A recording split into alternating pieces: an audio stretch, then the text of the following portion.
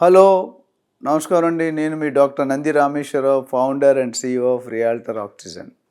Back with one more burning topic. Already last time discuss చేసాం. ఈసారి కొద్దిగా డెప్త్‌లో చేద్దామని ఈ వీడియో చేస్తున్నాను. రేవంత్ రెడ్డి సర్కార్ స్టాంప్ డ్యూటీ, భూముల రేట్లు, రిజిస్ట్రేషన్ రేట్స్ పెంచుదామని ఆల్రెడీ సన్నాహాలు చేస్తున్నారు. అయితే దీనివల్ల ఏమవుతుంది, ఇప్పుడు ప్రస్తుతం ఉన్న పరిస్థితుల్లో ఏపీ గవర్నమెంట్లో కూడా రియల్ ఎస్టేట్ స్లో ఏదైతే గత 5 సంవత్సరాలుగా స్లో అయిందో, ఇప్పుడు మాత్రం అది పుంజుకునే అవకాశం ఉంది. కాబట్టి నా పర్సనల్ ఒపీనియన్ అంటే ఇప్పుడు భూమి రేట్లు రివైజ్ చేయడం, స్టాంప్ డ్యూటీ రిజిస్ట్రేషన్ పెంచడం అనేది కరెక్టా కాదా అని ఆలోచిస్తే డెఫినెట్‌గా కొద్ది ఇంపాక్ట్ అనేది కనిపిస్తుంది. ఎందుకంటే ఇప్పుడు నాకు తెలిసి నాకున్న అనుభవంలో ప్రస్తుతం ఉన్న గవర్నమెంట్ అనేది they should think twice before increasing. ఎందుకంటే కొద్ది స్టెబిలైజ్ అయ్యి పెంచితే బెటర్ అనేది నా ఉద్దేశం. ఎందుకంటే మార్కెట్లో డబుల్ స్పిన్ అటాక్ అయిపోతుంది. ఒక పక్క investors are likely to move to portion of investors, not అందరూ, మూవ్ టు ఏపీ నెక్స్ట్ స్టేట్కి వెళ్ళే అవకాశం ఉంది. ఎందుకంటే చంద్రబాబు నాయుడు గారు వచ్చారు, అక్కడ ప్రణాళిక, అక్కడ ప్లానింగ్ చాలా డిఫరెంట్ ఉంటుంది. ఇప్పుడు రేవంత్ రెడ్డి గారు ఎంత ఫోకస్ అయితే చేస్తున్నారు రియల్ ఎస్టేట్లో, ఈవెన్ చంద్రబాబు నాయుడు గారు కూడా అంతే ఫోకస్ చేస్తారు. ఆయన కొత్త పర్సన్ కాదు, is already a seasoned politician. 3 సార్లు 4 సార్లు సీఎంగా చేసిన అనుభవం ఉంది. So is very strategical player. ఇప్పుడున్న సెంట్రల్ గవర్నమెంట్ కూడా because of the good connections, good relations with BJP and Janasena, సెంటర్లో కూడా మనకి డిమాండ్ చేసే హక్కు ఉంటుంది. నాకు తెలిసి కొన్ని మినిస్ట్రీలు కూడా అడుగుతున్నారు, both Janasena and TDP apart from Nitish Kumar. So BJP unfortunately అనుకున్నంత మెజారిటీ రాలేదు కాబట్టి they are dependent fully on TDP and Nitish Kumar పార్టీలో డిపెండ్ అయ్యారు. సో ఇది కూడా మనకు ఒక పాజిటివ్ పాయింట్ అనుకోవాలి, విన్ విన్ సిచ్యువేషన్. ఎందుకంటే మనకి పోలవరం ప్రాజెక్ట్ కానీ మిగతా ప్రాజెక్ట్స్ ఏవైతే ఆగిపోయావో దానికి స్పీడప్ చేసే అవకాశం ఇప్పుడు మన రేవంత్ రెడ్డి గారు RRR ఎలాగైతే స్పీడప్ చేస్తున్నారో, చంద్రబాబు నాయుడు గారు కూడా కూటమితో సపోర్ట్తో డెఫినెట్గా they are going to witness very high developments in terms of infrastructure, in terms of real estate. ఇనీషియల్గా మనం అనుకున్నట్టు 12 లక్షల కోట్లు 13 లక్షల కోట్ల అప్పు ఉంది. అప్పును అనేది మనం వీ హ్యావ్ టు సీ అంటే how they will tackle, how do they balance the situation to develop their infrastructure. నాకు తెలిసి వైఎస్ఆర్ జగన్ గారు ఇచ్చిన సంక్షేమ పథకాలు దాదాపు 70,000 నుండి 75,000 కోట్లు ఖర్చు అవుతుంది ఎవ్రీ ఇయర్కి. అదేవిధంగా చంద్రబాబు నాయుడు గారు మేనిఫెస్టోలో ఎలక్షన్కి వచ్చే ముందు పెట్టింది 1,25,000 కోట్లు. అంటే ఓవరాల్గా దగ్గర సుమారు 2 లక్షల కోట్లు పర్ యానం వాళ్ళు ఖర్చు పెట్టాల్సి ఉంటుంది. అండ్ సంవత్సరానికి 25 లక్షల కోట్లు. ఇది ఎలా జనరేట్ అవుతుంది, రెవెన్యూ ఎక్కడి నుండి వస్తుంది అనేది పెద్ద ఛాలెంజ్ ఇప్పుడున్న కొత్త గవర్నమెంట్కి. But I'm quite confident that they will overcome this problem by using their own strategy. Because 75 years plus ఉన్న చంద్రబాబు నాయుడు చాలా experience politician. And the way they are responding after, ఎక్కడ కూడా అహంభావం కనిపించట్లేదు. దే ఆర్ సేయింగ్ పాలకులుగా కాదు సేవకులుగా చేస్తున్నారు. అది very good terminology use by people. నిజంగా అది కనుక వాడితే కనుక it is win win situation for both government, investors and the state development. So ఇది మీరు చూసుకుంటే కనుక చాలా మంచిది. కానీ మన తెలంగాణలో మాత్రం నేను I'm not looking at positive. Because ఒకవేళ రేట్లు పెరిగితే ఏమైనా స్లో డౌన్ ఉండొచ్చా అనేది మనకు తెలియదు. We have to wait and see.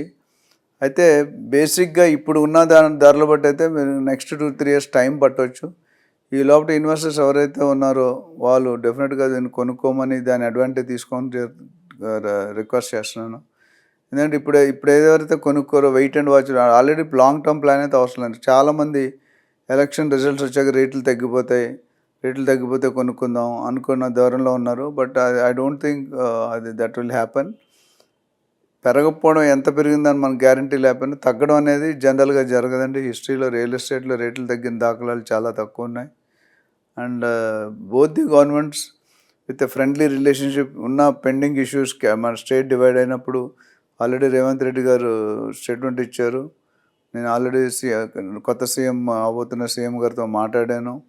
Pending issues ఏవైతే ఉన్నాయో వాటర్ ఇష్యూ కానీ మిగతా అదర్ ఇష్యూస్ సానుకూలంగా స్పందించారన్నది.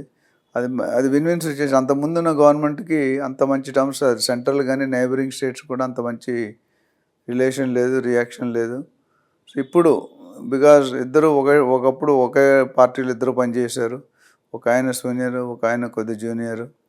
సో వీళ్ళిద్దరు కాంబినేషన్తో ఐ థింక్ హేమీలాగా ముందుకెళ్ళే అవకాశాలు చాలా కనిపిస్తున్నాయి. So I wish good luck for both AP and Telangana government. And Telangana government కొన్ని రోజులు హోల్డ్ చేస్తే బెటర్ అనేది నా అభిప్రాయం. అంటే ఎంతకాలం హోల్డ్ చేయాలనేది I'm not a right person.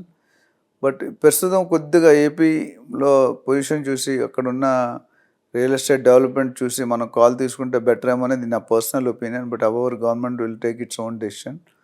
ఇన్వెస్టర్స్కి అయితే ఏ విధంగా కూడా లాస్ అయితే ఉండదు. ఒకవేళ స్టాంప్ డ్యూటీ కానీ లేకపోతే భూముల వాల్యూ కానీ, ఎందుకంటే there is lot of difference between the registration value and the market value. So Revanth Reddy సర్కార్ ఏంటంటే ఎందుకు పెంచుతున్నారంటే ఆ డిఫరెన్స్లు ఏవైతే ఉన్నాయో, తేడాలు ఏవైతే ఉన్నాయో దాన్ని అడ్జస్ట్ చేయాలి, కొద్దిగా రెగ్యులరైజ్ చేయాలి. ఎందుకంటే ఎక్కడైతే గవర్నమెంట్ రేట్ తక్కువ ఉండి మార్కెట్ రేట్ ఎక్కువ ఉందో government is losing its portion of tax. For the some people are saving also. But tax కావాలి, రెవెన్యూస్ రావాలంటే they should have a stabilisation factor, balancing situation ఉండాలి. మరీ ఎక్కువ డిఫరెన్స్ ఉండడం వల్ల lot of zero accounts are being manipulated and being manage. అది తగ్గించడం కరెక్టే.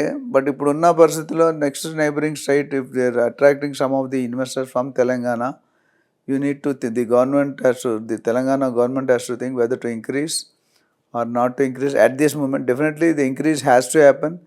ఇప్పుడు చేయాలా, ఒక 3 నెలలు 4 నెలల తర్వాత చేయాలా, లేదా ఒక 6 నెలల తర్వాత చేయాలా, లేదా నెక్స్ట్ ఇయర్ చేయాలా అనేది. ఎందుకంటే ఆల్రెడీ జనరల్గా అయితే ఎవ్రీ ఇయర్ పెరగాలని ఉంది. బట్ లాస్ట్ 3 సంవత్సరాల ముందు పెరిగింది 2021లో.